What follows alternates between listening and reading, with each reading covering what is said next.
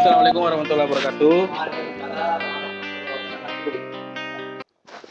Wah, terima kasih kepada Bapak Kepala Sekolah dan Bapak Ibu Guru yang sudah hadir untuk mengikuti pengisian Merdeka Mengajar hari ini, sekaligus membantu saya untuk membagikan materi tentang disiplin positif. Oke, membantu aksi nyata saya di modul 14 di program pendidikan guru penggerak, itu tentang budaya positif. Karena saya harus membagikan ke Bapak Ibu guru supaya kita sama-sama belajar apa sih itu budaya positif.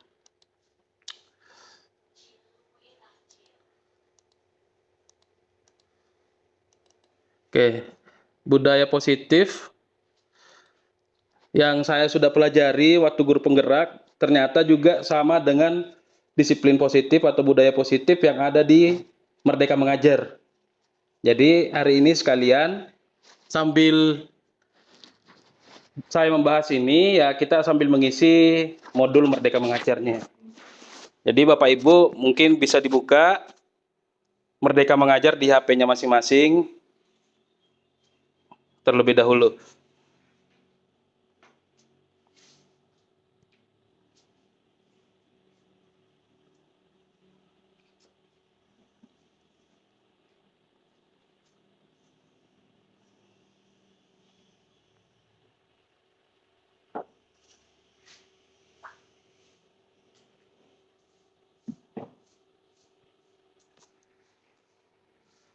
Di budaya positif ada 5 hal penting yang harus saya bagikan, saya share.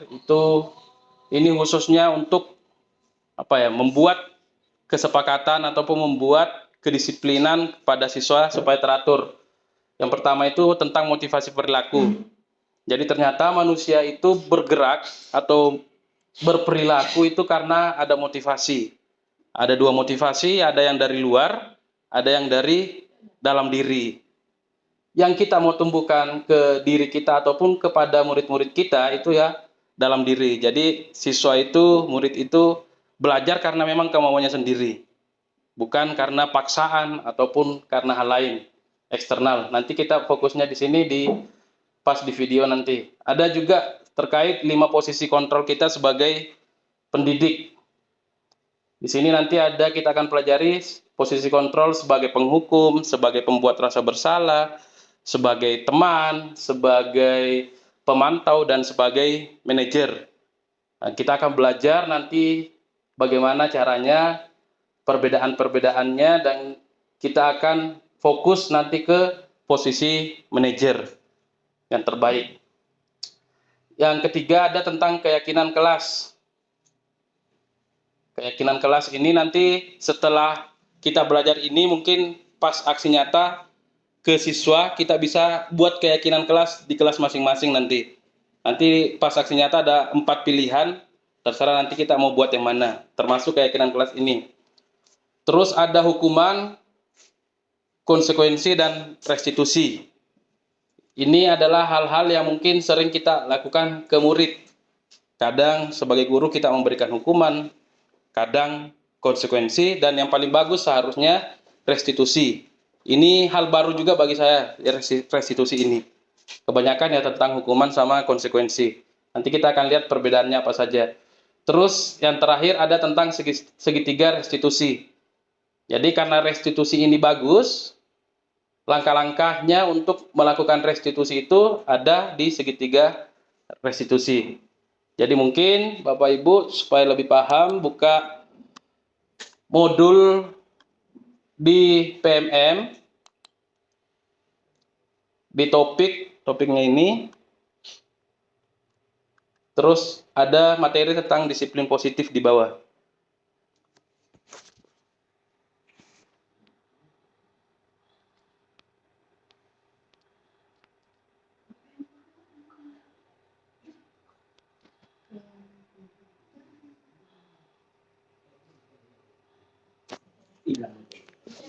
Pak Bas belum kena anunya. Belum bisa. Waduh.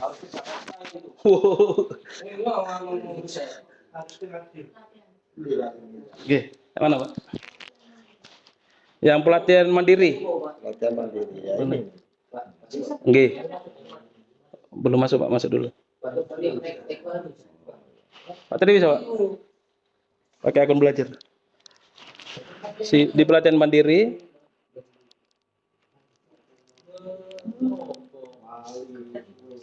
Terus pilih topik. Ini Pak. Disiplin positif. Oke. Ya. Oke, akun di WhatsApp. Ini ya. Ini ya itu. Ya ditunggu Pak, tunggu Pak. Masih muter-muter. Masih loading. Disiplin positif. Bidin, mari Bidin. Bidin ini biasa suwe. Wah, mari rek. Sing disiplin positif. Dulu iki kurikulum merdeka iku.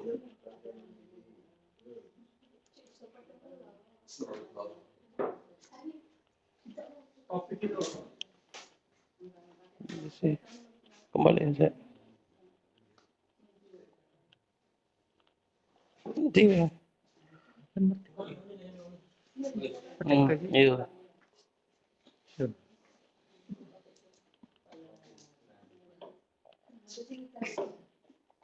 Kok kurikulum merdeka tuh ini.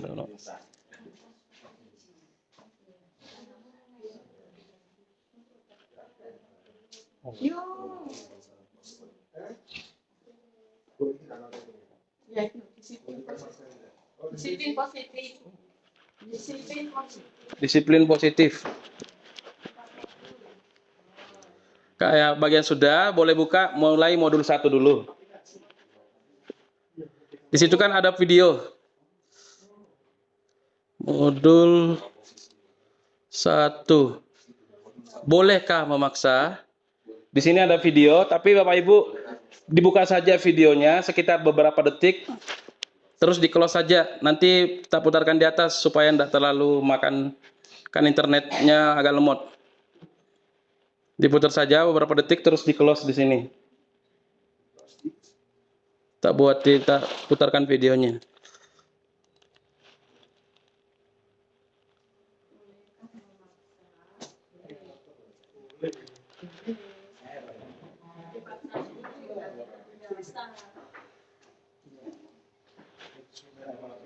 Speaker enggak ada speaker ya? Di bawah kelek. Oh,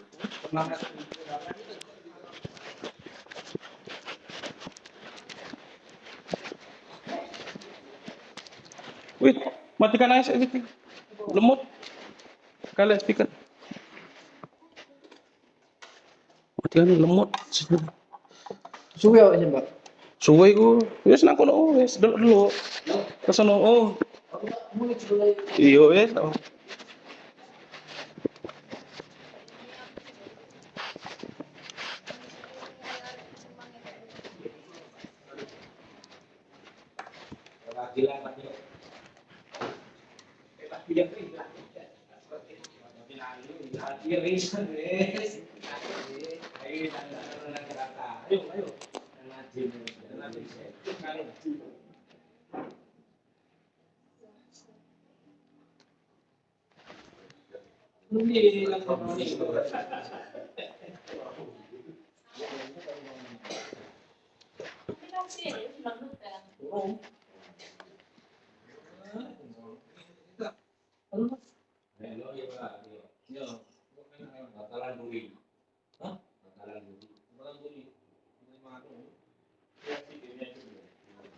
Oke, tapi suaranya enggak keluar.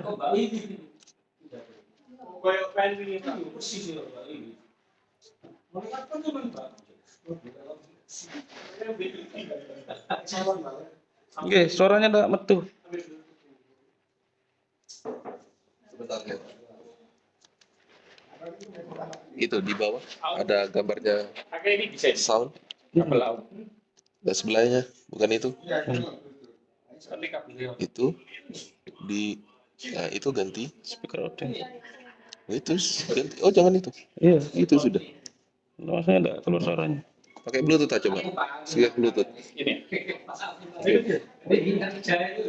Kalau speaker up sound, kamu keluar dari situ. Iya.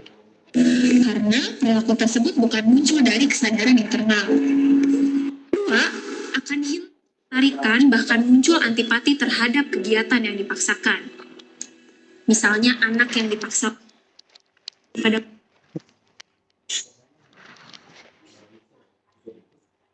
Nanti videonya di anu saja Pak, di close saja teman.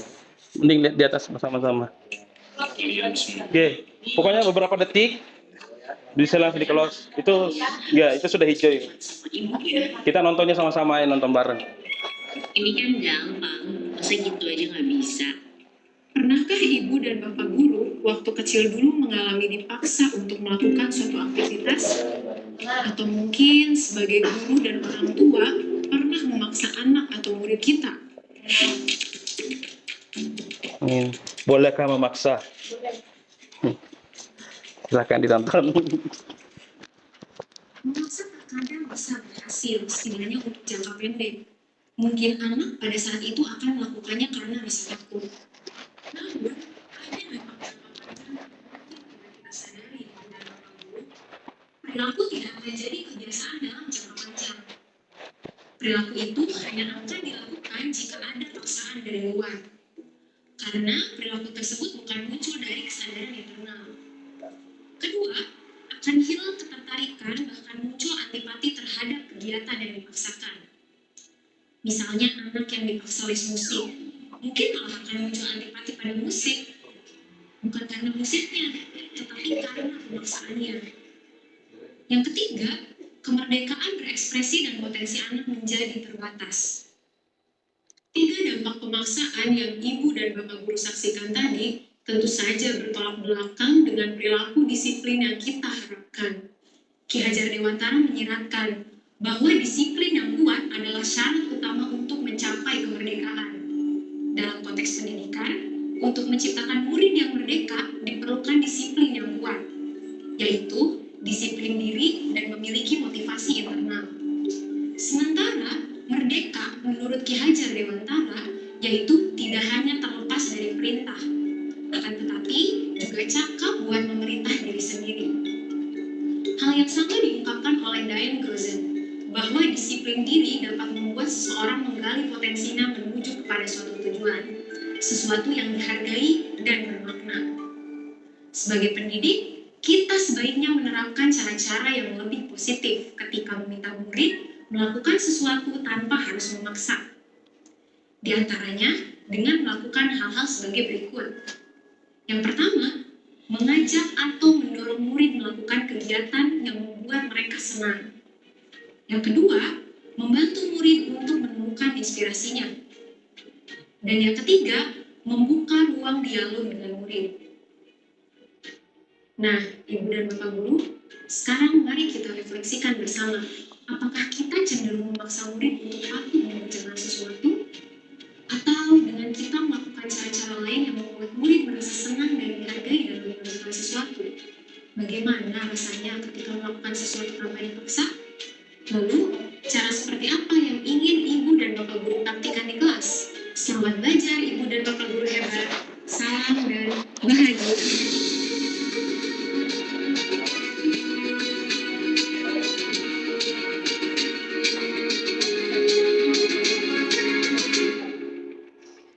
Oke. Itu video pertama. Ya silakan bisa diisi latihan pemahamannya. Ternyata untuk terbiasa tidak harus dipaksa. Oke, monggo diisi. Apa tentang video tadi itu saja.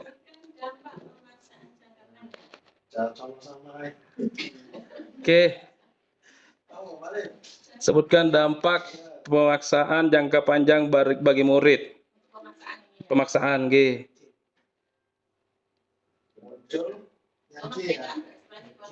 Perilaku menjadi kebiasaan, enggak. Muncul ketertarikan karena dipaksa. Kemerdekaan berekspresi terbatasi, G. Sebutkan dampak pemaksaan jangka panjang. Cuma satu saja, ini latihan. Benar apa salah, Pak? Oke, satu saja. Benar apa salah? Coba dilanjut. Oke. Sudah.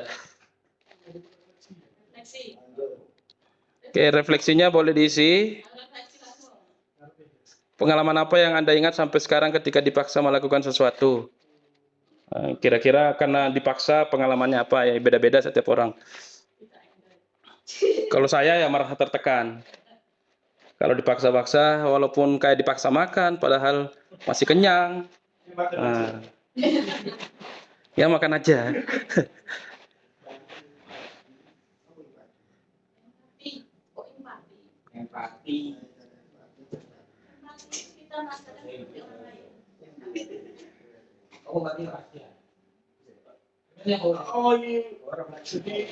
Oke, refleksinya diisi terserah Bapak.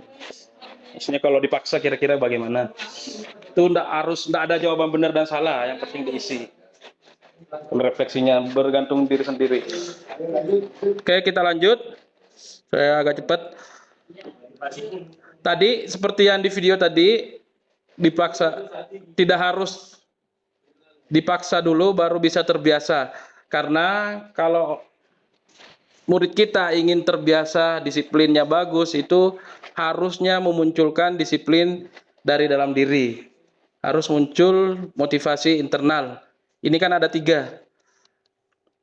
Ada 3 motivasi. Yang pertama itu motivasi menghindari rasa sakit atau hukuman. Jadi murid kita itu mungkin kelihatannya rajin, tapi bukan karena dari diri, tapi karena takut.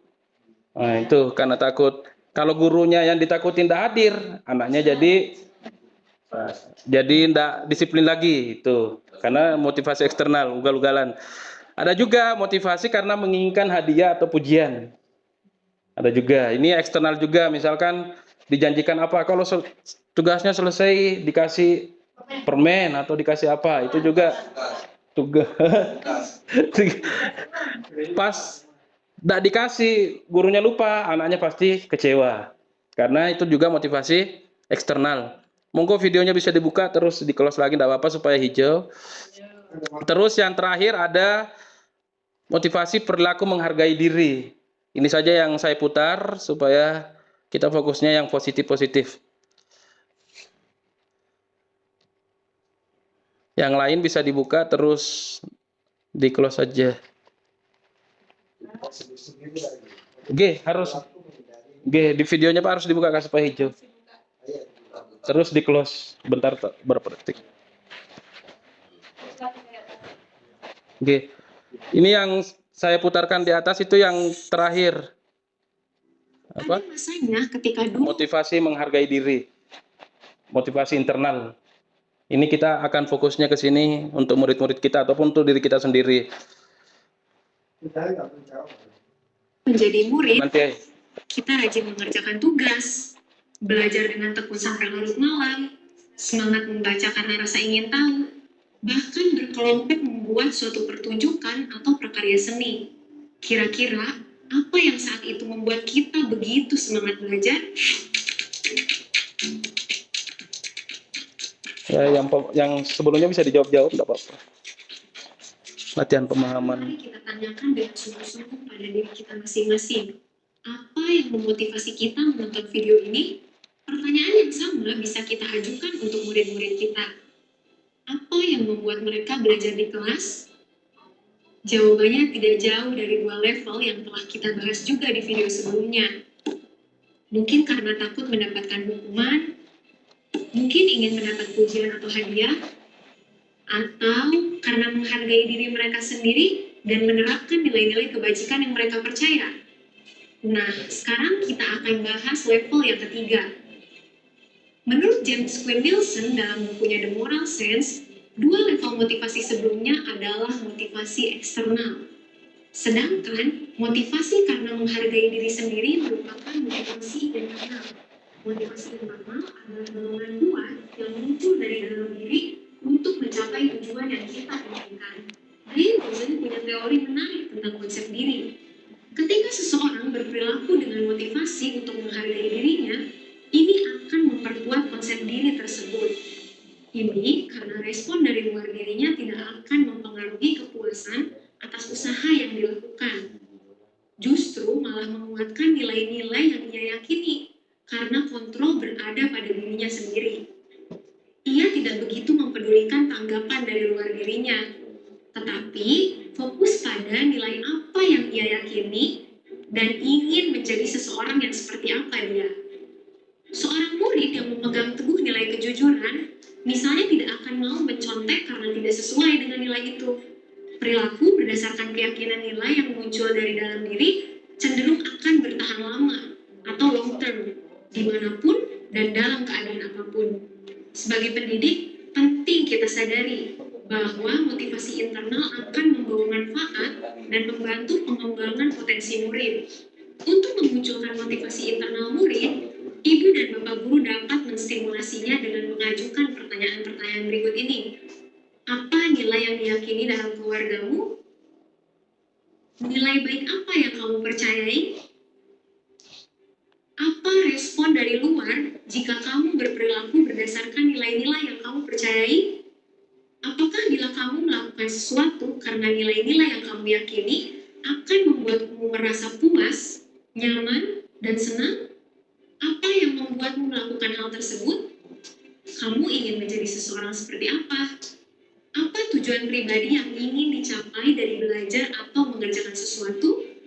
Pertanyaan-pertanyaan tersebut dapat membantu murid menggali keyakinannya dan menemukan motivasi internalnya, sehingga ia akan menghargai dirinya sendiri.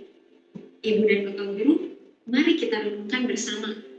Apakah kita sudah mengidentifikasi motivasi dan perilaku murid dengan tepat?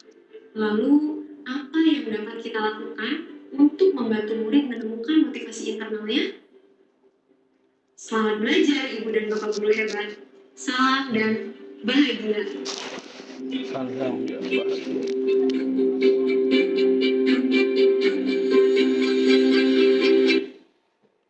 Oke, motivasi internal. Jadi tugas kita sebagai guru yaitu hanya menuntun murid agar mampu menemukan motivasi internalnya. Anak itu termotivasi belajar karena apa? Jangan sampai karena takut hukuman ataupun karena mengharapkan penghargaan. Karena kadang yang mengharapkan penghargaan itu biasanya kecewa kalau yang dia inginkan tidak diberikan. Contoh, kita ikut MGMP misalkan. Ada yang ikut MGMP karena ada SPPD-nya. Ternyata pas SPPD-nya tidak dicairkan, kecewa. Nah, jangan sampai. Jadi kita ikut MGMP memang karena murni mau ilmu, mau menimba ilmu. Oke, sudah dijawab semua? Kalau sudah, oh latihan pemahamannya belum ya? Mulai yang kedua ini tak? Berikut cara guru mengatasi perilaku buruk murid kecuali. Sudah ada yang? Oh yang terakhir saja yang belum? Oh. Oke. Latihan pemahaman dijawab-jawab saja Bun, tidak apa-apa salah kalau latihan pemahaman. Yang terakhir, menghargai diri. Ini yang videonya baru kita nonton. Sejak kecil Rian sudah terbiasa untuk belajar mandiri, ada orang tuanya atau tidak, ia tetap belajar sesuai dengan waktu yang sudah ia tetapkan sendiri. Ia sudah memiliki motivasi internal dalam belajar. Motivasi internal efektif untuk menjaga diri kita untuk tetap disiplin karena orang lain tidak bisa mengatur kita, benar. Motivasi internal bersifat jangka panjang, benar. Kita hanya bisa mengatur diri kita sendiri, benar. Jadi kita tidak bisa mengatur orang lain. Semua jawaban benar.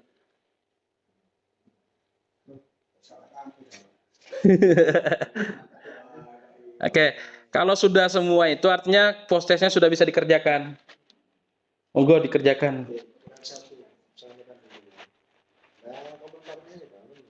Ya. Oh, refleksi.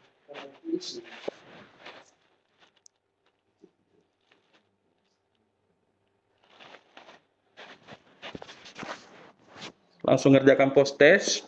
Kalau post test selesai satu topik, satu modul.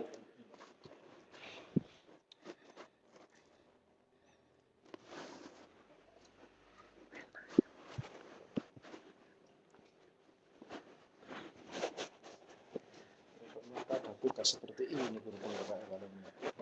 Oke, Pak membantu guru-guru, Pak. Iya. Tinggal satu.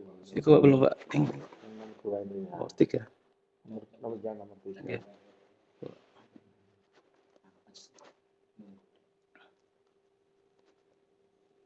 Oke. Tetap saja. Di close saja, Pak. Enggak apa-apa. Sudah, Pak. Nah, Sudah di close saja. Sudah harus sampai akhir. ini. Oke. Nomor 2 ya. Sudah ini, Pak. Ini yang belum. Ini. Oh, iya, nanti. Pokoknya kalau belum hijau itu belum.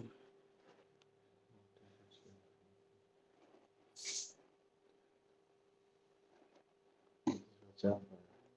Internal, eksternal campuran. Eksternal, Pak. Eksternal. Oke. Pemberian hukuman, pemberian hadiah, pujian itu eksternal semua. Jawab benar ya. Lepaan Pak Iwan lah. Meragukan. Refleksinya ini sudah.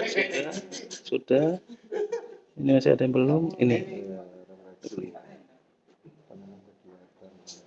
kegiatan yang dilakukan karena mengingat pujian.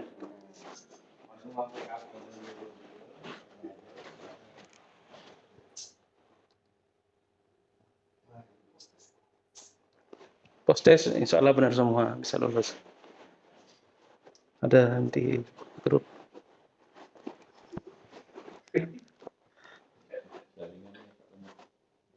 Gitu. Simpannya lemot.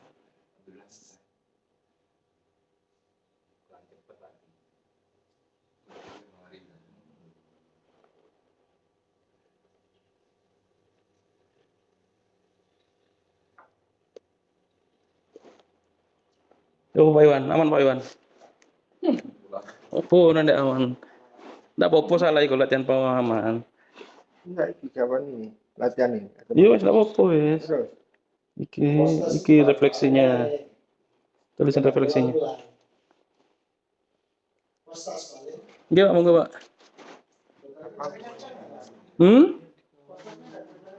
Sudah saya, Pak. Sudah. Itu saya sudah luar biasa. Oh, enggak artinya kita ini loh. Oh, enggak, Pak.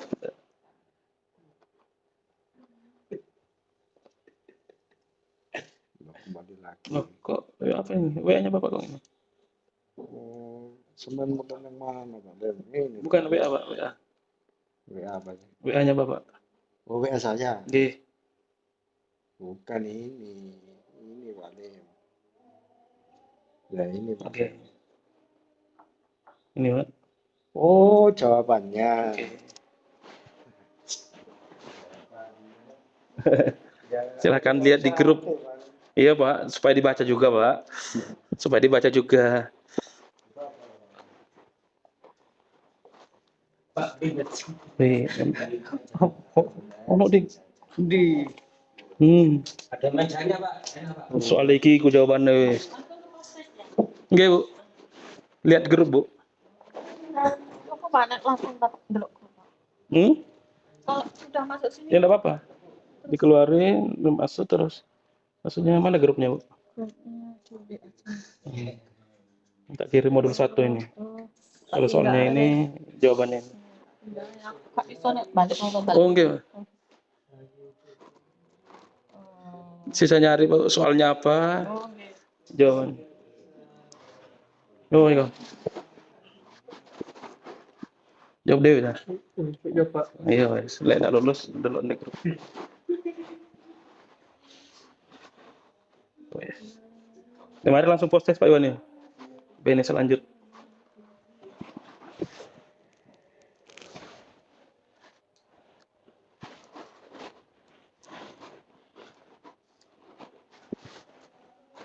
Sudah, Pak.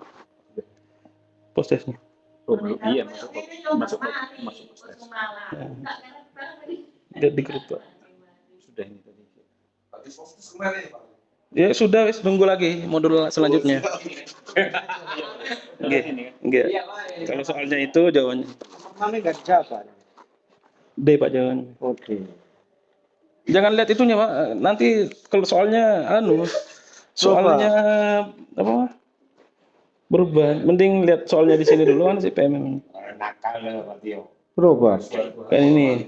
Iya. Soalnya ini menurut dia Negosen. Di sini yang mana menurut dia Negosen? Berubah nanti. Ini. Ini kan nomor 5, Pak. Iya, nomor 5. Ada 3 alasan manusia. Kan ini nomor 1 di sini. Di saya nomor 5. Oh, nggak sama Oke, ya. makanya Oh, jawabannya apa? Makanya tak foto, Pak. Mendapatkan apa itu? Kebahagiaan. itu langsung sama. Enggak. Enggak. Mendapatkan kebahagiaan. Dilihat, Pak. Soalnya ini ya. Misalkan ini soalnya Ya, jawabannya. nggak ngurutkan anunya tadi, lihatkan itu. Oh, nomor berapa ini? Atau bisa enggak. Ini ya nomor 1 tadi ya. Oke. Terus nomor 2-nya? Iya, iya. Ini. Ya dilihat soalnya sejak Iya, nomor kecil, 2. Rian, itu soalnya mirip memang. Oh, gitu. Oke.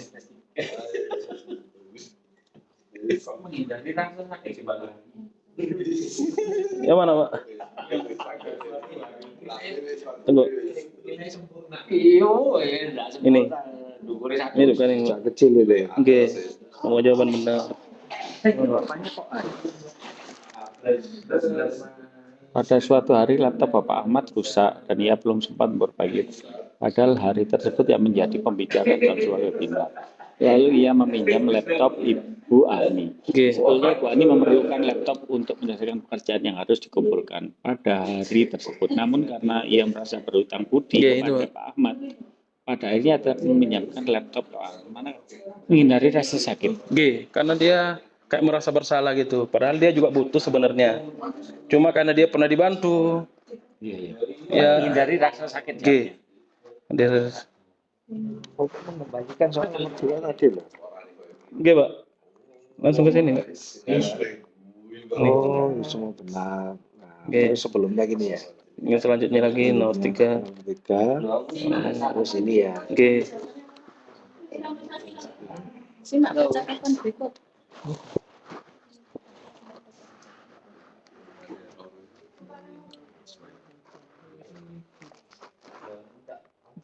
Oke. Oke.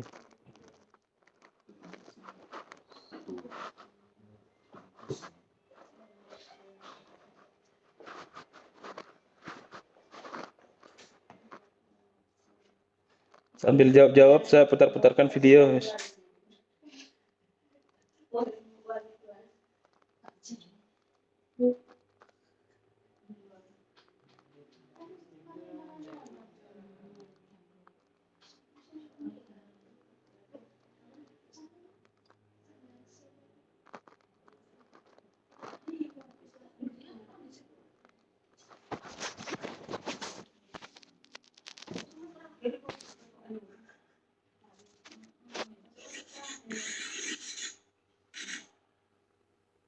Salam dan bahagia Ibu dan Bapak Guru. Selamat datang di Sambil Bapak Ibu jawab, tak putarkan video ya supaya enggak sepi. Oh, mantap, Bu. Nomor 3 tadi ya. Iya. Yang nomor 3.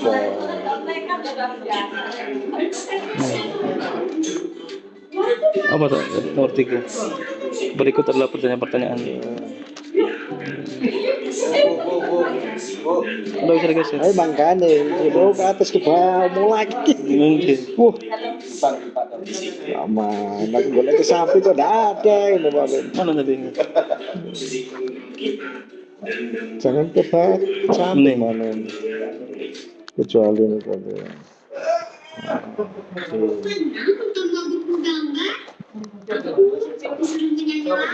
Sorry tak. Sing posisi kontrol modul 3. Modul 3. Modul 2 nanti terakhir kalau sempat.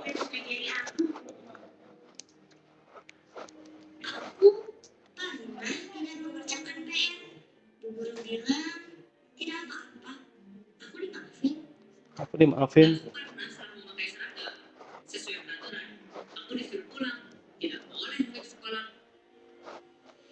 Aku mengejek guru. Kemudian aku dipertemukan dengan guru tersebut untuk berdiskusi akan dampak dari perbuatanku. Aku mengerti kesalahanku dan aku akan perbaiki.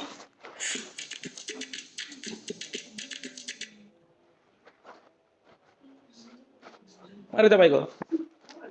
Yang tadi modul 1 itu. Postesnya mari. Sudah. Oh iya wes. Iku langsung modul 3 wes. Modul 3. Lo tetap di ekonomi. Oh, tetap. Tetap disiplin positif. Kan di situ ada 4 modul. Langsung ke 3, modul 3. Ini nih. Oh, Modul 3 itu modul 2 itu. langsung modul 3. Yang mana? Di Kapan Pak? langsung modul 3 toh, Pak? Modul 2 enggak usah. Heeh. Pasti itu sih enggak usah. Nanti karena diurut. Di cari Pak, di cari. Kurang situ. Aldi. Iya. D. Kumpulkan. Nomor. Nanti nih.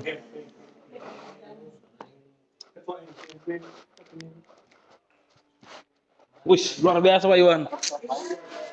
Luar biasa Pak Iwan. Pemahaman Anda sangat baik. Wih, luar biasa. Mari dah. Oh iya. HP-nya lagi ngerekam. Oh, hilang Walim. Ini Pak. Enggak soalnya tadi loh. Di sini ya. Nih, loh. Makanya hilang Keluar, Pak. itu. Gak apa-apa Pak, santai. Ke mana tadi itu? Ini latihan. Oke. Belum selesai tadi? Belum, masih nomor 4 sudah jaringannya rupanya balik. Jaringan ini enggak normal.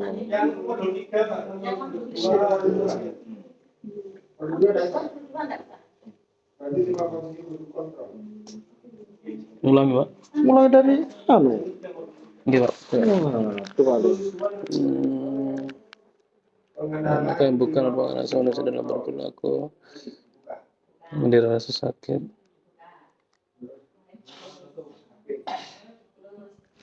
Yang sudah terlihat sampai Nah, ini tadi. Oke. Semacam benar. Ingat Oke, ini. oke.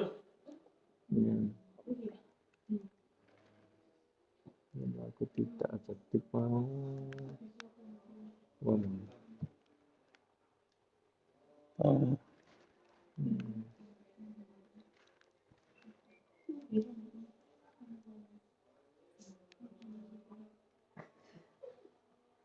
Coba.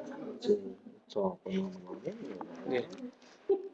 Enggak sesuai guru-guru baca juga. D Pak. Atau persen. Pak. Iya. Apa lah? Sudah saya bukan. Bukan.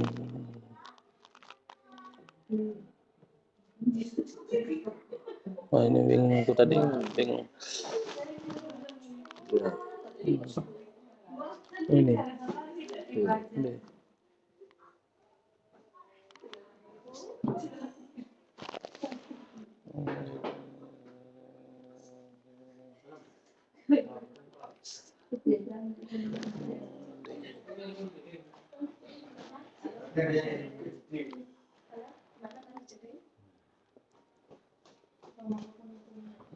Jawaban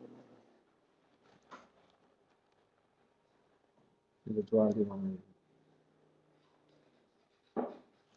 kecuali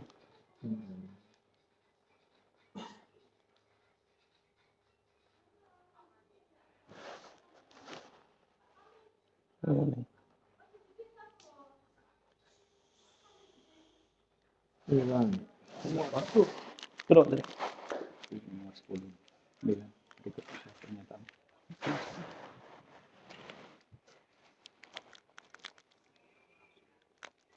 Nanti Pak.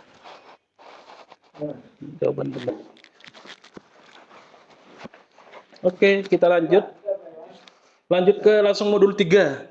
Karena kita dilewati dulu karena itu rencananya terakhir. Kita ke modul 3 dulu supaya terurut nggih. supaya kita paham posisi kontrol kita saat mengajar itu apa. Tadi kan ada 5, ada sebagai penghukum, ada sebagai pembuat rasa bersalah, ada sebagai teman, pemantau, dan manajer. Oke, ada beberapa kasus. Kira-kira kita berada di mana? Ini bukan cuma antara guru dan murid, tapi antara suami dan istri, pokoknya antar sosial. Modul 5 posisi kontrol. Kali ini tentang posisi kontrol guru. Pada materi pertama di modul ini, kita akan berkenalan dan belajar mengenai konsep 5 posisi kontrol guru. Kita akan mengeksplorasi beberapa contoh. Modul 3, Pak.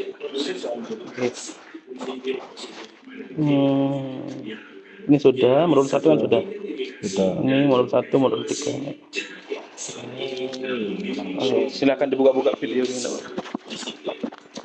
Dengan begitu, kita bisa tahu letak posisi kontrol kita dan dampaknya bagi perkembangan murid. Ini ada beberapa kasus, coba Aku kita pernah telaah. membawa buku gambar. Aku disuruh menyanyi lagu di depan kelas. Aku pernah berantem. Pak guru bilang aku tidak kasihan padanya. Dia capek mengajari aku. Aku pernah tidak mengerjakan PR. Bu guru bilang tidak apa-apa. Aku dimaafin. Aku pernah salah memakai seragam. Sesuai peraturan, aku disuruh pulang. Tidak boleh balik sekolah. Aku mengejek guru. Kemudian aku dipertemukan dengan guru tersebut untuk berdiskusi akan dampak dari perbuatanku. Aku mengerti kesalahanku dan aku akan perbaiki.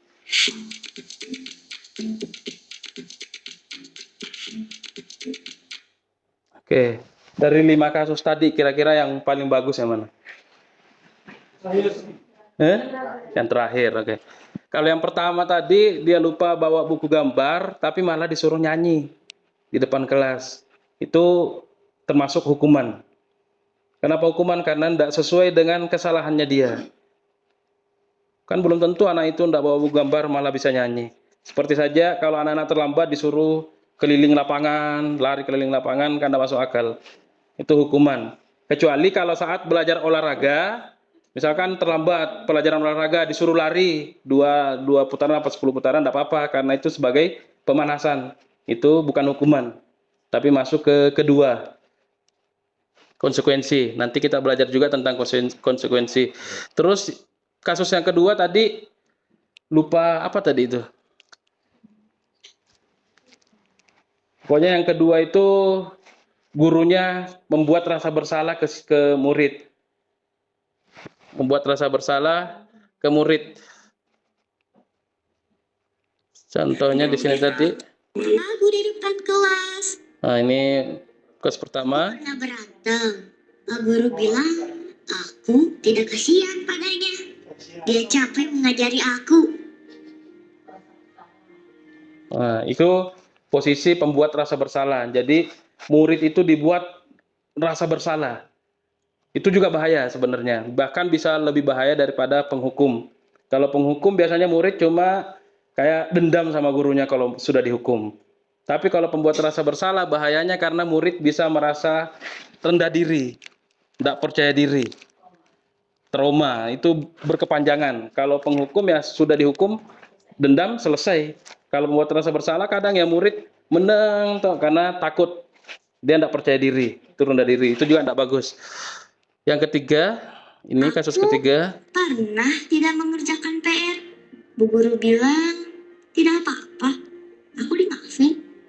Nah, ini kasus ketiga, dia posisi kontrolnya sebagai teman. Jadi dia itu kalau berhadapan sama murid sering senyum, sering pokoknya seperti teman. Kalau saya mungkin masih di posisi ini ke siswa-siswa sebagai teman. Kalau anak-anak tidak mengerjakan PR, santai saja, santai saja. Itu ada bagus, ada positif, dan ada juga negatifnya. Karena kalau guru misalkan sebagai teman, gurunya tidak hadir, digantikan guru lain, kadang siswa tidak mau belajar. karena dia tidak merasa nyaman. Kalau teman kan nyaman gitu. Itu negatifnya juga ada di situ. Terus yang keempat, Pernah salah memakai seragam sesuai peraturan, aku disuruh pulang, tidak boleh masuk sekolah. nah ini yang keempat sebagai pemantau. Jadi guru itu sebagai pemantau, sering bawa-bawa catatan. Oh anak ini, nah, itu pemantau. Dia sesuai peraturan. Dia harus sesuai peraturan. Kalau anak-anak terlambat, ya tidak boleh masuk kelas sesuai peraturan yang ada. Kalau di sekolah kita kan peraturannya belum kita tempel. Nah, itu nanti mungkin setelah materi ini kita bisa sama-sama membuat keyakinan di kelas sebagai aksi nyata di modul ini supaya semuanya dapat sertifikat. Jadi aksi nyatanya ada membuat keyakinan kelas. Jadi nanti kita kolaborasi membuat aksi nyata keyakinan kelas sekaligus sebagai peraturan sekolah. Yang terakhir, Aku mengejek guru. Kemudian aku dipertemukan dengan guru tersebut untuk berdiskusi akan dampak dari perbuatanku. Aku mengerti kesalahanku dan aku akan perbaiki. oke. Yang terakhir itu ya sebagai posisi manajer. Ada anak-anak yang mengejek guru, tapi gurunya tidak memarahi atau tidak menghukum atau tidak apa, tapi memanggil anak itu, mungkin berdua, mungkin di ruang guru, apa di ruang kepala sekolah, berdiskusi, berdialog. Kenapa anak itu gitu? Mungkin karena ada kebutuhannya yang belum terpenuhi. Nah itu. Jadi anak-anak itu dikembalikan lebih kuat. Ndak rendah diri, ndak apa, tapi anak itu bisa menyadari kesalahannya supaya ndak terulang lagi kesalahan seperti itu. Berharapnya Bapak Ibu maupun saya sendiri ya bisa menanjak ke posisi manajer. Kalau saya ya diri saya sendiri saat ini masih di posisi teman ke murid-murid, kadang menjadi pembuat rasa bersalah terkadang. Kalau penghukum saya jarang, cuma pembuat rasa bersalah terkadang. Jadi memperbaiki ke murid. Mungkin bisa sambil dijawab-jawab Pak, supaya tidak terlalu lama. Pokoknya intinya itu tadi yang saya sampaikan, 5 posisi kontrol. Kita ingin membuat murid kita memiliki sikap disiplin, kita menggunakan beberapa cara yang berbeda untuk bisa mengontrol murid. Sebenarnya kontrol seperti apa sih yang bisa kita terapkan di kelas? Ibu dan Bapak, sebelum kita masuk dalam 5 posisi kontrol, mari kita samakan dulu persepsi tentang konsep disiplin. Selama ini, melekat sekali di benak kita bahwa disiplin sangat erat kaitannya dengan kontrol. Tetapi, apakah iya disiplin di sekolah itu maksudnya kita dapat mengontrol murid? Dr. William Weser membantu kita mengenai 4 prinsip. Mari kita lihat tabel ini agar kita bisa meluruskan beberapa miskonsepsi tentang kontrol terhadap murid. Berikut tabel ilusi kontrol dan kenyataannya.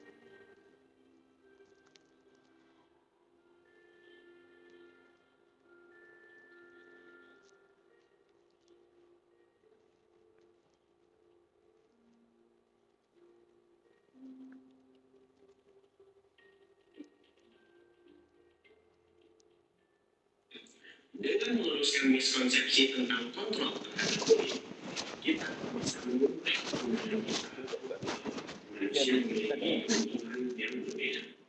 Kita juga memahami bahwa setiap orang memiliki gambaran dan videonya berbeda tentang segala hal. Mari kita sadari bahwa kita tidak bisa mengontrol diri kita yang bisa kita. Dengan menyadari bahwa setiap manusia dalam perilakunya, kita bisa selalu mempunyai model berpikir win-win solution. Tidak perlu ada yang kalah dalam interaksi manusia. Ini jugalah yang perlu kita ingat saat kita berinteraksi dengan murid kita, terutama saat mereka berbuat pelanggaran disiplin. Kita tidak perlu mempunyai rasa ingin menang atas murid kita. Mari membimbing mereka untuk lebih memaknai perilakunya melalui 5 posisi kontrol.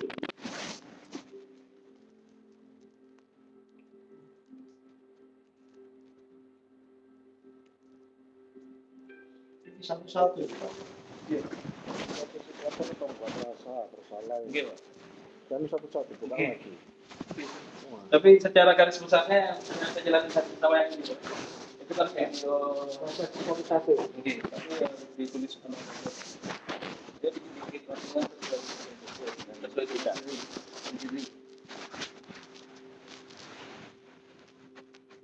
Ada pikiran itu. Oke. Apa? Oke, Pak. Enak sekali, Pak. Saya kan sudah dijelasin di atas. Intinya seperti itu. Memberikan ya. Oke. Memberikan.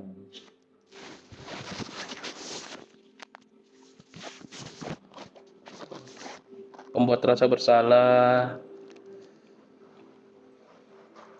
Nyanyi Pascal sih mempermalukan apa? Penghukum. Hah? Sentelok. G. Kenapa dia penghukum? Karena tidak sesuai dengan kesalahannya siswa. Kalau seni budaya nyanyi, Tapi kan itu kan pada saat pelajaran menggambar. Ya tidak apa-apa mungkin. Itu masuk ke konsekuensi. Itu masuk konsekuensi. Ya kan dia lupa bawa buku gambar. Tapi disuruh nyanyi. Enggak masuk. Tapi kalau lupa gambar, suruh gambar di papan tulis. Bisa jadi, bisa. Itu konsekuensi. Tapi nanti ada juga konsekuensi, intinya lebih bagus daripada menghukum. Relasi antara sanksi dan kesalahannya hanya membuat murid menjadi takut dan malu. Apalagi jika terjadi di jenjang PAUD, maka murid akan menjadi trauma untuk kembali ke sekolah. Posisi dalam kasus ini adalah penghukum. Pada murid 2, guru meminta simpati dari murid. Dia meminta murid untuk mengasihaninya. Posisi ini adalah pembuat rasa bersalah. Murid menjadi lemah, tidak percaya diri, dan mempunyai krisis identitas. Pada murid ketiga, saat murid tidak mengerjakan PR, gurunya memaafkan dan membiarkannya. Apakah muridnya belajar akan kesalahannya? Tidak. Tidak. Posisi kontrol ini adalah teman. Murid akan menjadi nyaman dan menjadi ketergantungan akan dukungan dari kita. Pada murid keempat, guru menerapkan sanksi sesuai aturan sekolah. Murid salah memakai seragam. Peraturannya adalah pulang. Sehingga murid tidak sekolah di hari itu. Posisi ini adalah posisi pemantau. Murid melakukan konsekuensi sesuai peraturan. Pada murid kelima, posisi guru adalah manajer. Karena murid diberikan ruang diskusi, diajak untuk mengenali kesalahannya, dan dia belajar dari kesalahannya agar tidak diulang kembali. Kelima posisi kontrol ini menggambarkan tipe dan cara kita dalam menerapkan disiplin di kelas. Dengan mengetahui kelima posisi kontrol tersebut, maka kita bisa mengerti posisi kontrol yang tepat untuk mendukung proses restitusi di kelas.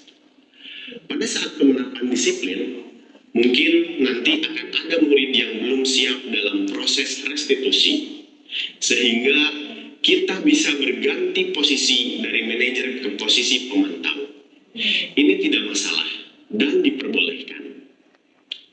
Ibu dan Bapak Guru, mari kita evaluasi kembali saat ini kita lebih sering berada dalam posisi kontrol guru yang mana. Setiap posisi kontrol memiliki dampak yang berbeda bagi murid. Dengan melihat tabel tadi, sekali lagi, mari kita pikirkan kembali dampak masing-masing posisi tersebut dalam pembentukan disiplin diri murid kita. Tentunya kita ingin setiap proses pendisiplinan yang kita terapkan bermakna bagi perkembangan positif murid. Lalu, seperti apakah posisi terbaik untuk membantu murid melakukan restitusi? Kita akan pelajari dampak dan contohnya lebih lanjut pada materi selanjutnya ya. Sebelum kita mengakhiri sesi ini, mari kita melihat sekali lagi ke dalam diri. Apakah ibu dan bapak guru sering berpindah posisi kontrol? Sering, Jika iya, sering. faktor apa Kadang sebagai yang menyebabkan teman, kita kadang. berpindah posisi? Mari Tapi si kenali manajer lagi kayak baru posisi Pak Tri pernah. pemimpinan kita saat ini. G. Pak Tri mungkin manajer. Terbaik menurut kita. Selamat belajar ibu dan bapak guru. Tetap sehat dan semangat ya. Salam dan bahagia.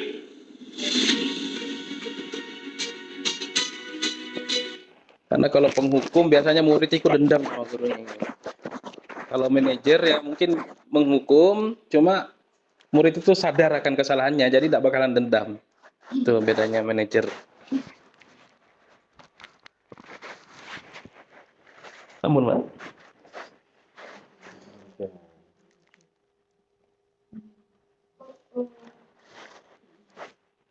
Sudah langsung post test.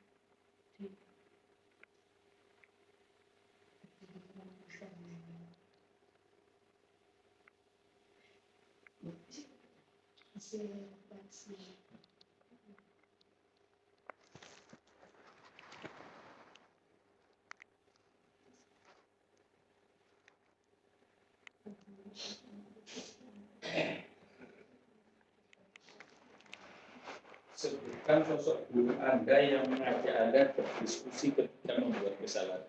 Sosok itu maksudnya nama apa tindakan yang dilakukan? Kalau saya nama, orangnya. Halo ibu dan bapak guru. Waktu sekolah ada cekak guru yang seperti itu. Posisi kontrol guru. Kalau saya tulis namanya. Tulis nama aja. Namanya guru saya waktu SMA begitu aku kalau saya. Enggak, yang ngajak diskusi, Pak. Ndek itu.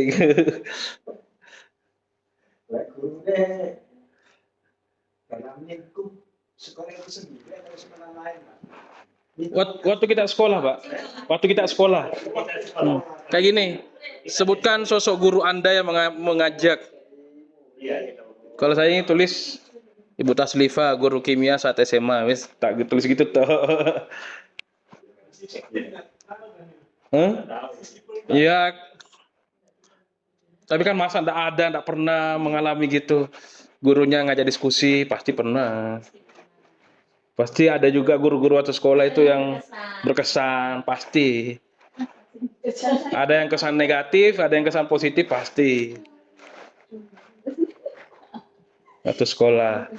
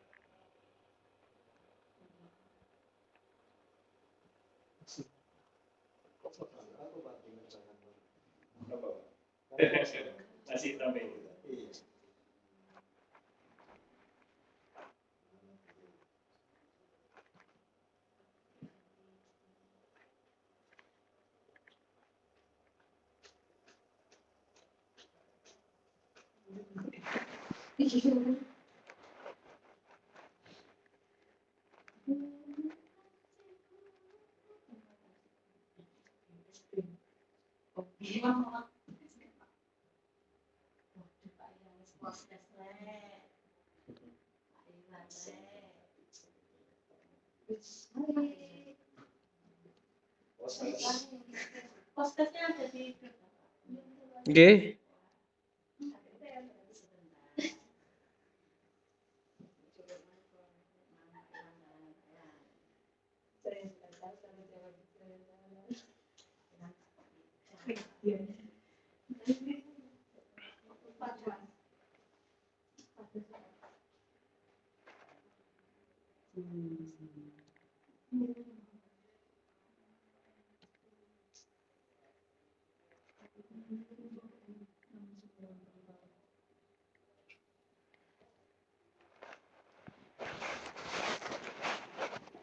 Mari Bidin. Wes luar biasa. Wes luar biasa.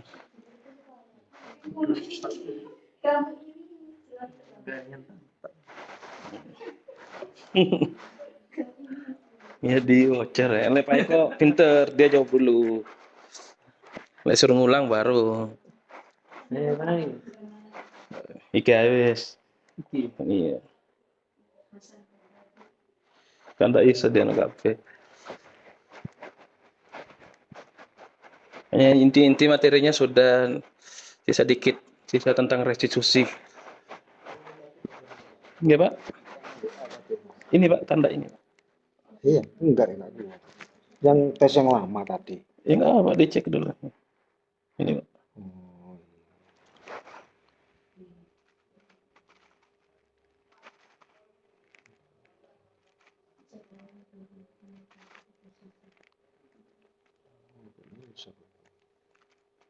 Apa? Ini Pak, satu-satu Pak ini. Ini Didik. Didik, cari di sini Didik.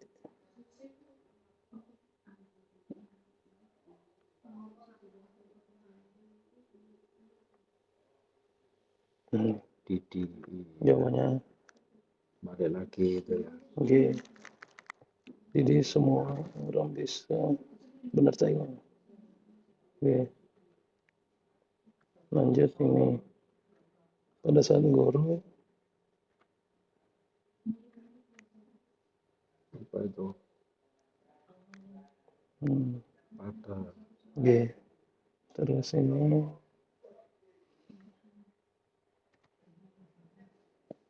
oke. Oke, teman. Ini kelihatan oh, Pak Hasan. Hasan. Pisang ke Hasan. Pisang ke Hasan. Dia Hasan oke.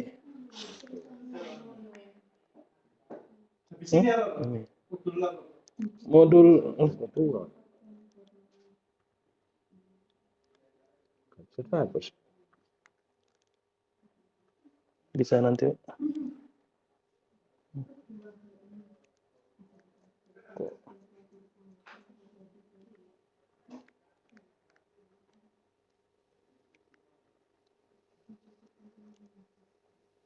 Apa nanti diubah? Mungkin.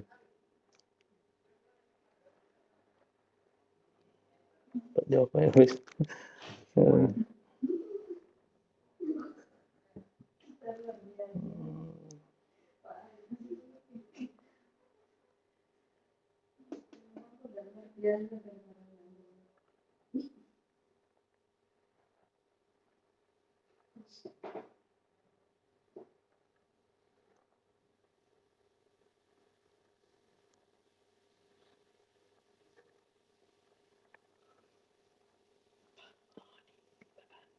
Wah, ini panjang ini.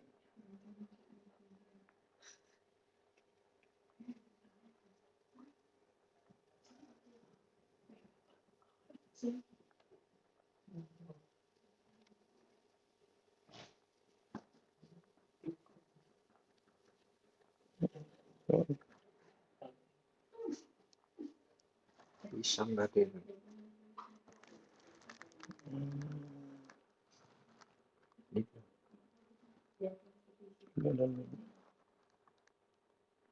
Tiga dan empat itu.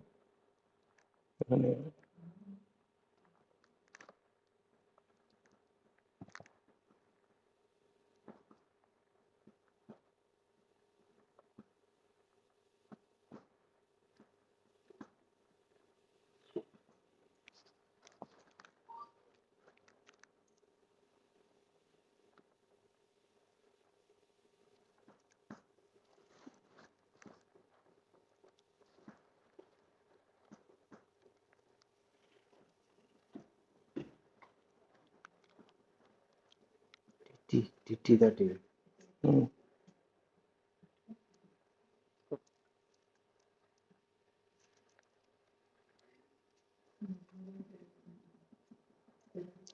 Ada. Oh, ini sudah ya? Enggak. Sudah. Ini sudah gini. Ini. Oh, belum kali 8.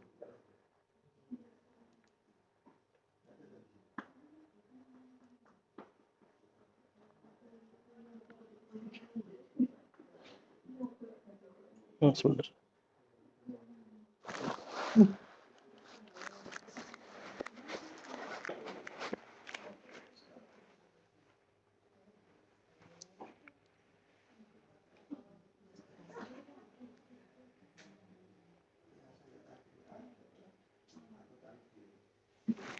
Pak Iwan, sudah Pak Iwan? Mar sampun dah. Kita lanjut sedikit. Modul terakhir, Pak. Modul keempat. Oke. Pak Tri sudah, Pak?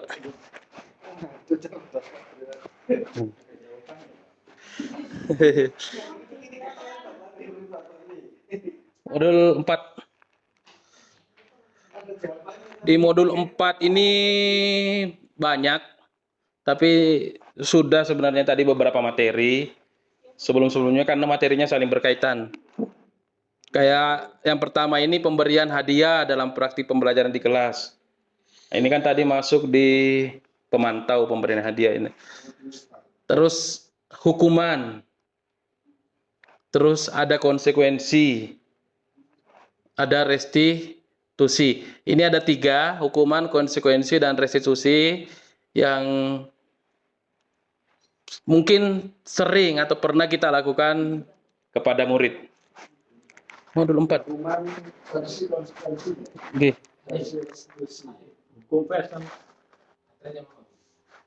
Mati, Pak? Enggak apa-apa. Sisa bentar.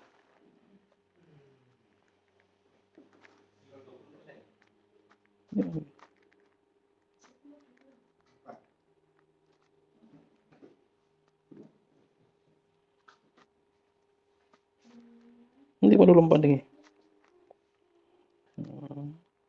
Masuk sini. Kesini saja. Positif. Oke.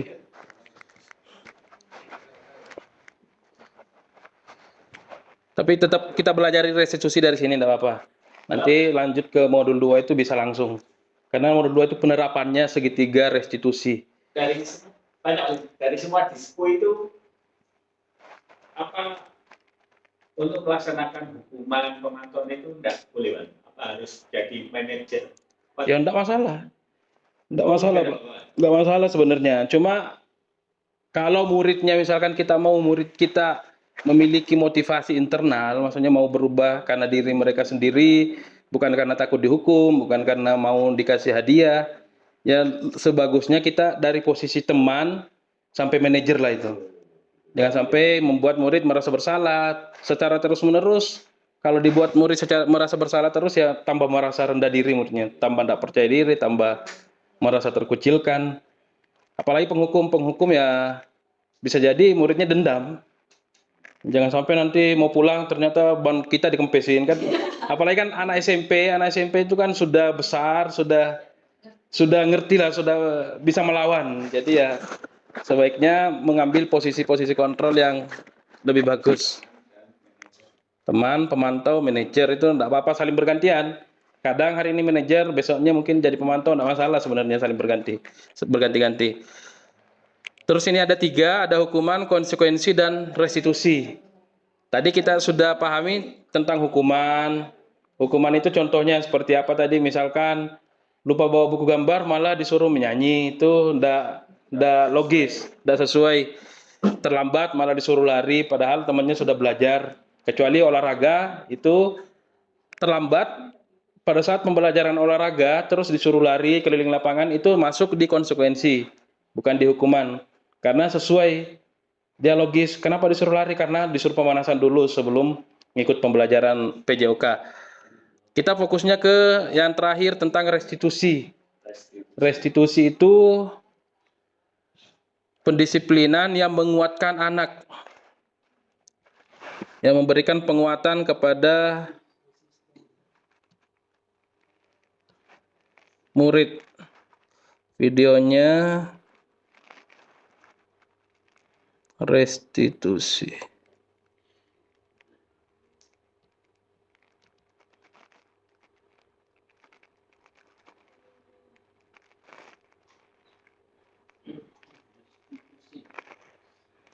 Dari Ibu Linggatri Pertiwi. Salam dan bahagia Ibu dan Bapak Guru. Selamat datang kembali di modul hukuman versus konsekuensi versus restitusi. Ibu dan Bapak Guru. Apa boleh sambil dibuka-buka video gitu-gitu sambil dengarkan.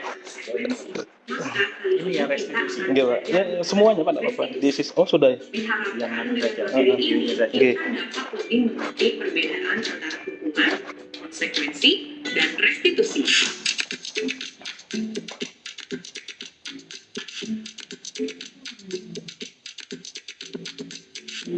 Kamu tidak boleh main di luar ya, karena kamu coret-coret sembarangan di tembok. Tadi pagi aku terlambat 20 menit. Maka aku harus tunggu 20 menit lagi untuk pulang. Maaf ya, ini aku ganti kertas yang baru. Mari kita bermain dulu yuk. Ayo. Tadi sudah diperlihatkan 3 kasus. Silahkan Ibu dan Bapak Guru pilih ya. Kasus mana yang merupakan konsekuensi, hukuman, dan restitusi. Kalau mau menyiapkan pensil dan kertas juga boleh. Dicatat ya. Bagaimana Ibu dan Bapak Guru? Apakah sudah ditentukan? Jawabannya disimpan dulu ya. Sebelum belajar restitusi, ada baiknya kita mengingat kembali alasan dibalik tindakan manusia agar memudahkan kita untuk melakukan proses restitusi. Pernahkah terpikir oleh Ibu dan Bapak Guru jika ada murid melakukan pelanggaran di sekolah tanpa kita menghakimi dulu nih, kira-kira kenapa ya mereka melakukan hal tersebut? Pada modul restitusi yang lalu, kita sudah belajar mengenai 5 kebutuhan dasar manusia yang diungkapkan oleh Dr. William Glasser. Apakah Ibu dan Bapak Guru ingat? Ada kebutuhan dasar bertahan hidup, cinta dan kasih sayang, penguasaan, kebebasan, dan kesenangan. Setiap tindakan yang kita lakukan merupakan upaya kita untuk memenuhi salah satu kebutuhan dasar yang tadi disebutkan. Dalam upaya tersebut, kita menggunakan berbagai cara. Bisa dengan cara yang positif, bisa juga cara yang negatif, seperti melanggar peraturan. Dengan kata lain, manusia dapat melakukan kesalahan agar bisa memenuhi kebutuhan dasarnya. Hal ini juga bisa terjadi pada murid kita. Yuk kita coba untuk lebih mengerti lagi. Sebenarnya, kebutuhan dasar apa sih yang mereka ingin penuhi? Untuk lebih jelasnya, mari kita analisis kasus A, B, dan C berikut ini. Kasus A adalah murid TK mencoret-coret tembok. Jika alasannya karena iseng dan bosan, maka dia mencari kebebasan. Jika jawabannya adalah karena dia senang melakukannya, maka itu adalah kesenangan yang berusaha dipenuhi. Kasus B adalah murid SMP yang datang terlambat 20 menit. Jika alasannya adalah karena ia harus membantu ibunya, maka ia sedang memenuhi kebutuhan hidup. Jika ia mengatakan bahwa ia kesiangan, ibunya tidak membangunkannya, maka ia mungkin sedang berupaya memenuhi cinta dan kasih sayang.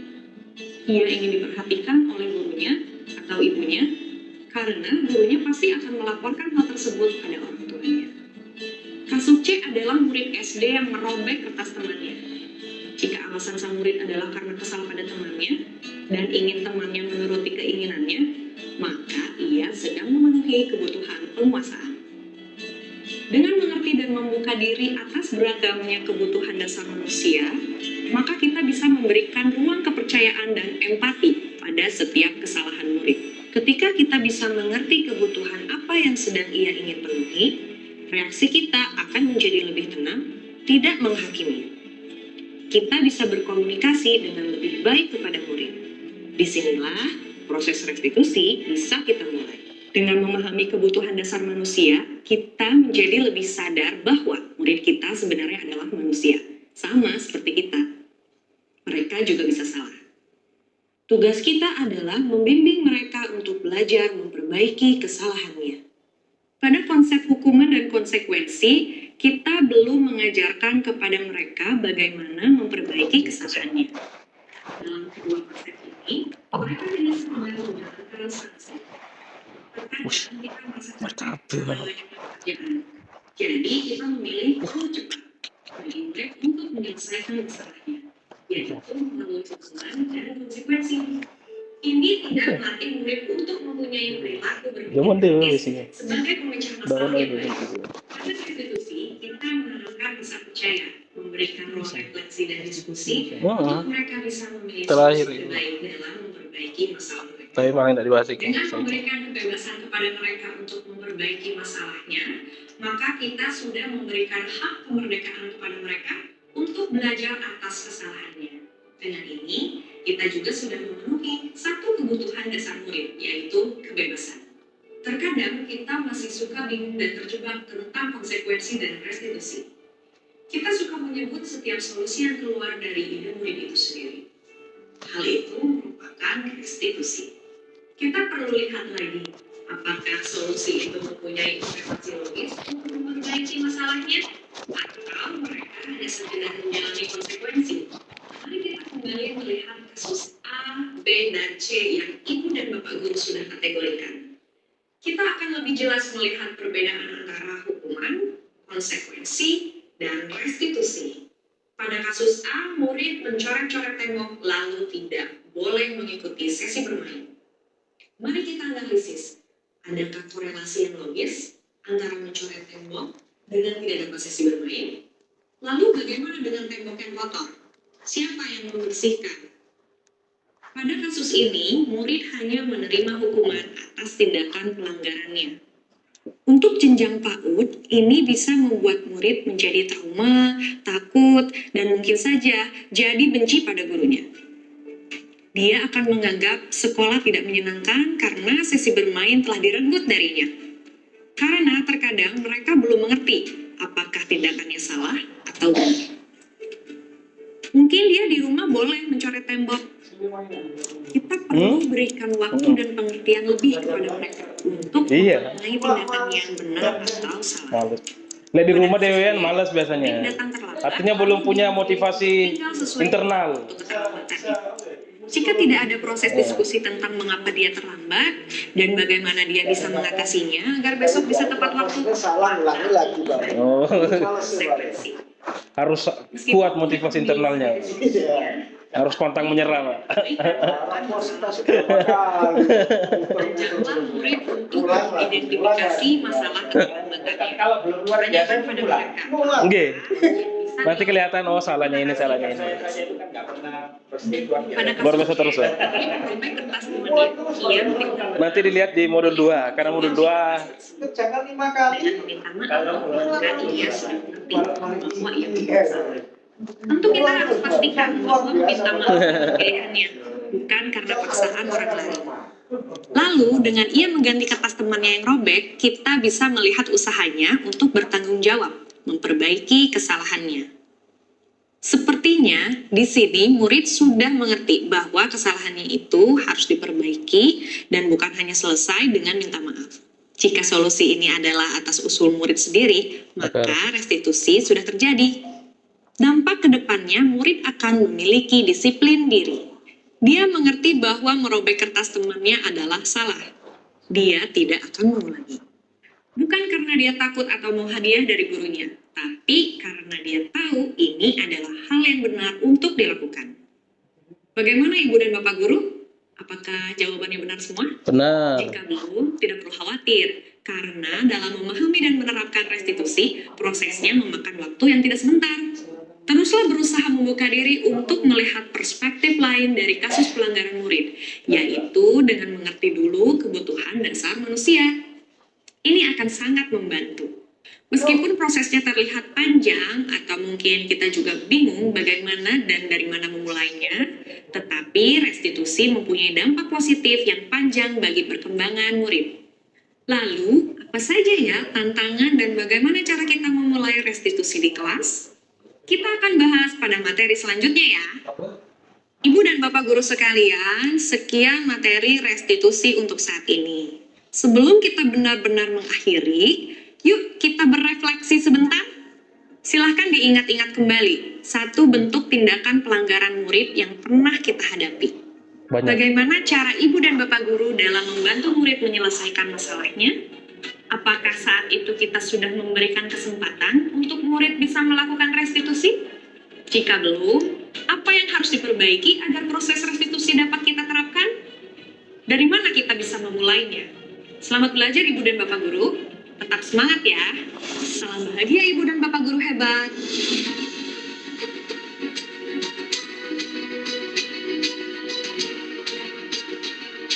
Oke. Yes. Selesai. Selesai. Jangan dulu, sudah mau selesai. Tidak apa-apa sampai dulu.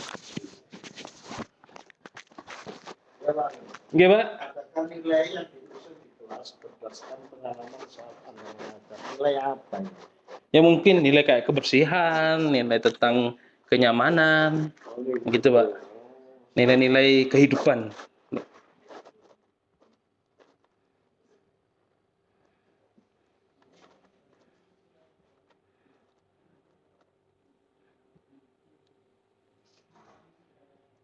Oke, untuk modul 4 nanti yang penting itu tentang restitusi sama bagaimana menjalankan restitusi.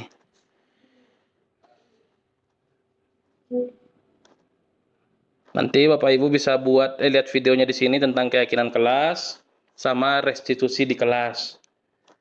Untuk aksi nyata nanti mungkin ada 4 pilihan nanti. Mungkin lebih bagus nanti pas keyakinan kelas supaya sejalan dengan target kita untuk membuat tata tertib di sekolah.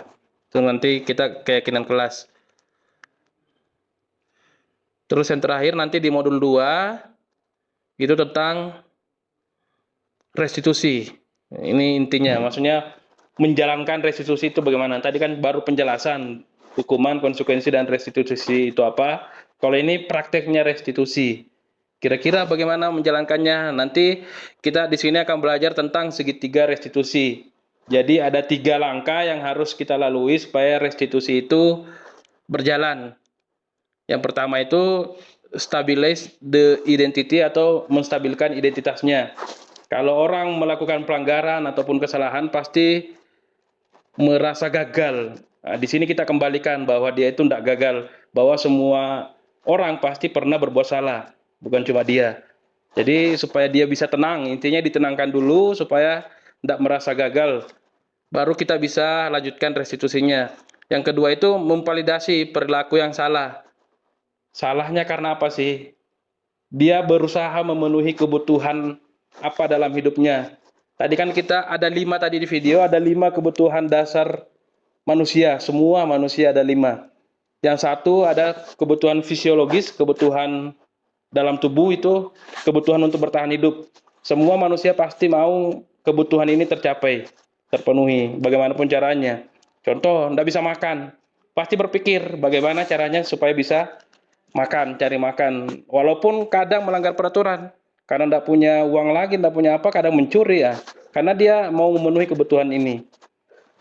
Yang kedua tentang cinta dan kasih sayang. Semua manusia pasti butuh cinta dan kasih sayang.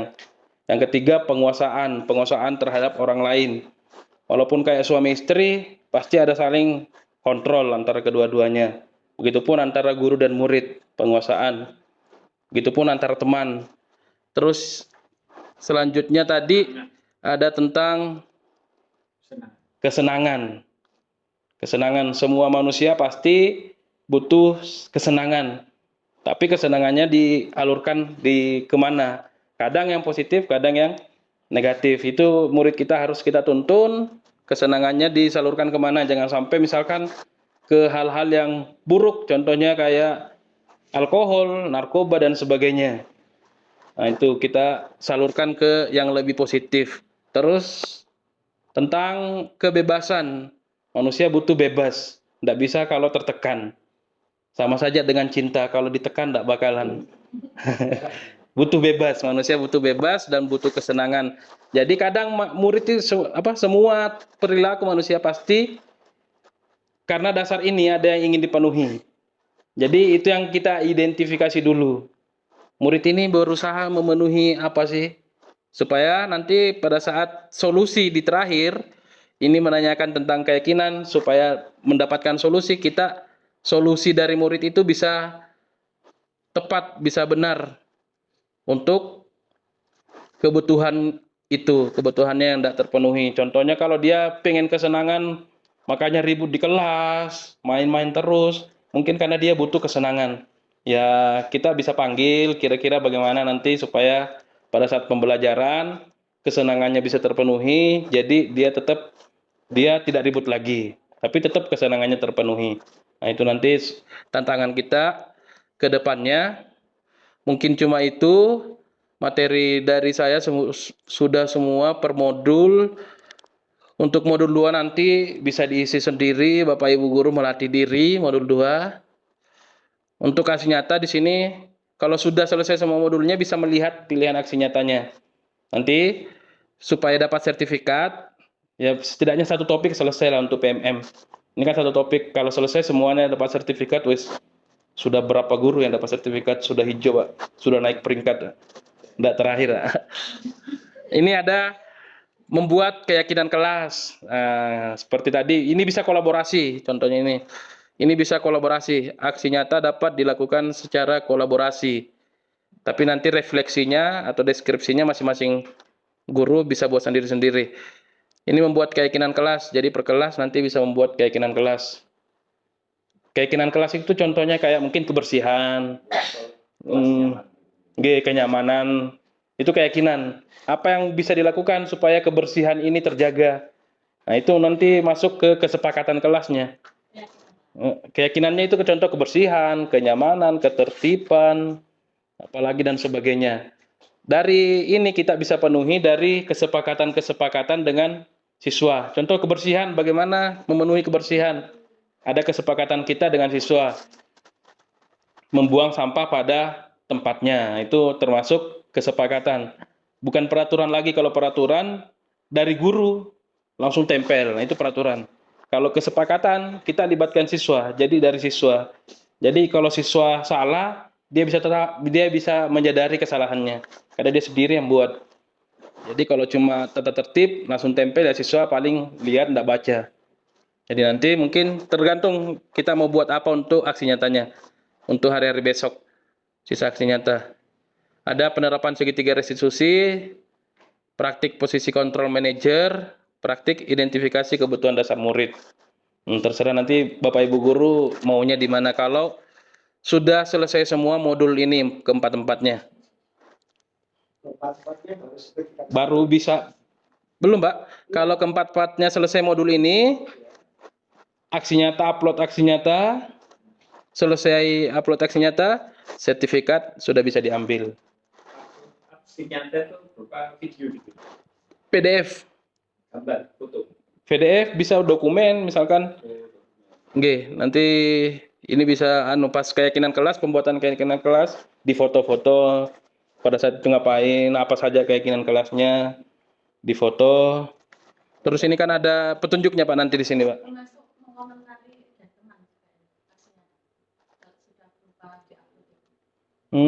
Bukan.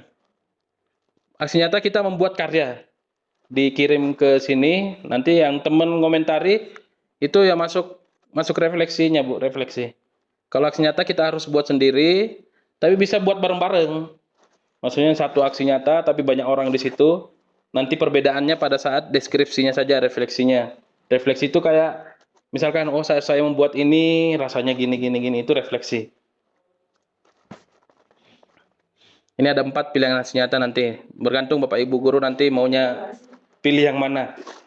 Supaya dapat sertifikat. Ini untuk modul apa? Topik disiplin positif.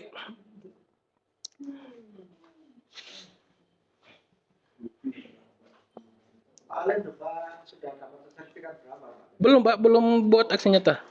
Oke, supaya nanti kolaborasi saja aksi nyatanya. Oke, sebenarnya saya sudah buat keyakinan kelas, kesepakatan kelas di kelas 9. Tapi saat itu enggak tak dokumentasikan, jadi enggak bisa. Oke, mungkin cuma itu dari saya. Nanti untuk modul 2-nya bisa Bapak Ibu jawab sendiri, jawab. Kalau remedil diulang lagi. Sekian dan terima kasih banyak atas waktu luangnya. Semoga apa yang kita pelajari hari ini bisa bermanfaat untuk diri kita dan khususnya untuk perkembangan murid-murid kita ke depannya. Sekian, wabillahi taufiq wal hidayah. Assalamualaikum warahmatullahi wabarakatuh.